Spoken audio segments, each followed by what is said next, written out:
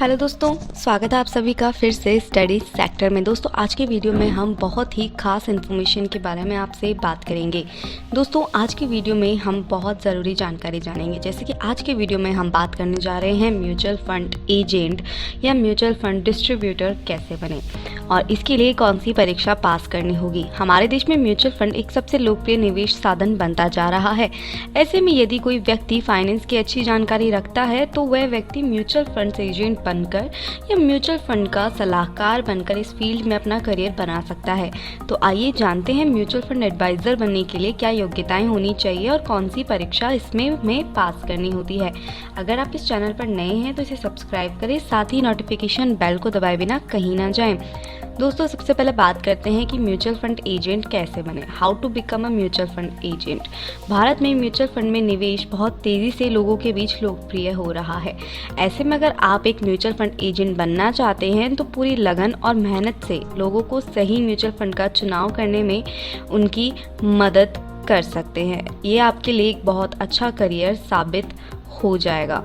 दोस्तों सबसे पहले बात करते हैं कि म्यूचुअल फंड एजेंट बनने के लिए आपको 3 स्टेप्स को पार करना होगा। सबसे पहला स्टेप आता है निस्म NISM का VA सर्टिफिकेशन एग्ज़ाम आपको पास करना होगा। म्यूचुअल फंड एजेंट बनने के लिए आपको यानी national institute of VA certification exam pass करना होगा। तो इस एग्ज़ाम के लिए आपको निस्म की वेबसाइट पर जाकर निस्म VA सर्टिफिकेशन एग्ज़ाम के लिए रजिस्ट्रेशन करना होगा। रजिस्ट्रेशन के लिए आपकी एलिजिबिलिटी इस प्रकार है, जैसे कि इस एग्ज़ाम में रजिस्ट्रेशन के लिए पढ़ाई के लिए कोई न्यूनतम योग्यता का बंधन तो नहीं है। यानी अगर आप सिर्फ 10वीं पढ़ाई किए हैं तो आप आसानी से निम्न एग्ज़ाम दे सकते हैं। इसके अलावा इम्पॉर्टेंट डॉक्यूमेंट्स के रूप में आपके पास पैन कार्ड, आधार कार्ड का होना अनिवार्य है। इसके अलावा अन्य सामान्य व्यक्तिगत जानकारी ही चाहिए। एग्ज़ाम रजिस्ट्रेशन की फ़ीस मात्र 1500 रुपये कुछ होती है। दोस्तों पूरी जो इसकी जानकारी है आपको इसकी वेबसाइट पर मिल जाएगी, जिसका लिंक हम आपको नीचे डिस्क्रिप्शन में प्रोवाइड करवा देंगे। एक बार रजिस्ट्रेशन करने के बाद आपको एग्ज़ाम के लिए सभी आवश्यक जानकारी ईमेल पर भेज दी जाती है।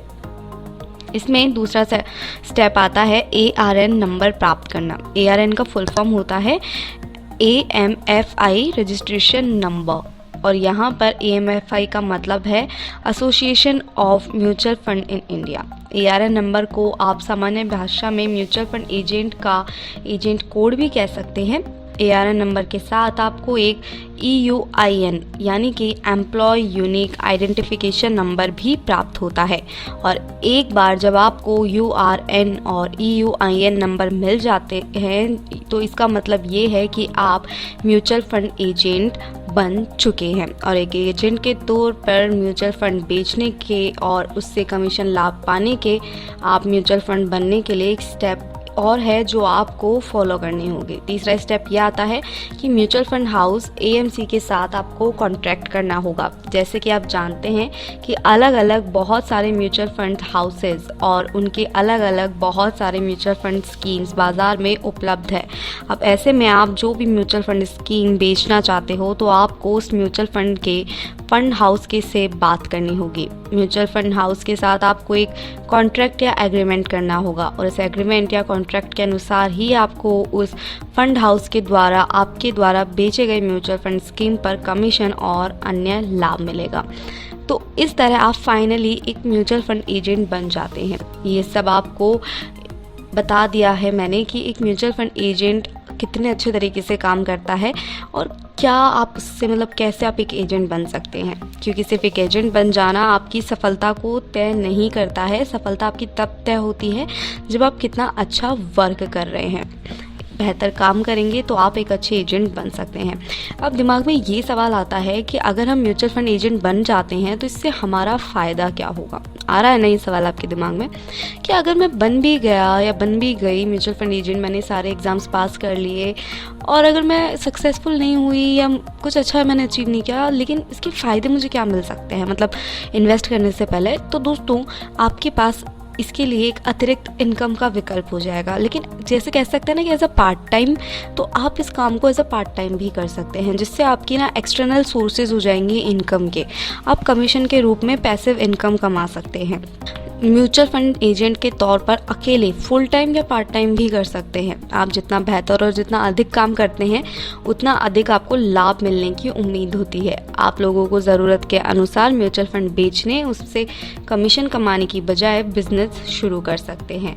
आप म्यूचुअल फंड एजेंट के रूप में ऑनलाइन वेबसाइट्स या फिर ब्लॉग्स बनाकर भी घर बैठे बैठे पैसे कमा सकते हैं। जी हाँ दोस्तों, सिर्फ घर बैठे बैठे पैसे कमाना अगर आप चाहते हैं तो आप म्यूचुअल फंड एजेंट की तैयारी शुरू कर दीजिए। दोस्तों, मैं उम्मीद करती हूँ कि मेरे द्वारा दी गई ये जानकारी कि म्यूचुअल फंड एजेंट कैसे बने आपको अच्छी लगी होगी। दोस्तों, अगर आप हाउ टू बिकम का जो सेक्टर है, जिसमें बहुत सारे कोर्सेज आते हैं, बहुत सारी एजुकेशनल क्वालिफ़िकेशंस आती है या गवर्नमेंट एग्ज़ाम की कोई क्वालिफ़िकेशंस आती है, अगर आप वो जानना चाहते हैं तो हमारे चैनल को सब्सक्राइब कर लीजिए। आपको हमारे प्रीवियस वीडियोस देखते ही पता चल जाएगा कि हमारे चैनल का मकसद आपके लिए कम समय में सटीक जानकारी सही तरीके से प्रोवाइड करवाना है। अगर इस वीडियो से रिगार्डिंग आपका कोई भी सवाल है तो आप हमें नीचे कमेंट करके ज़रूर पूछ सकते हैं। मैं एज सून एज़ पॉसिबल आपके सभी कमेंट्स का रिप्लाई करने की कोशिश ज़रूर करूँगी। तो मिलते हैं आपसे अगले वीडियो में। तब तक के लिए स्टडी सेक्टर को सब्सक्राइब करें, वीडियो को लाइक करें, शेयर करें। धन्यवाद।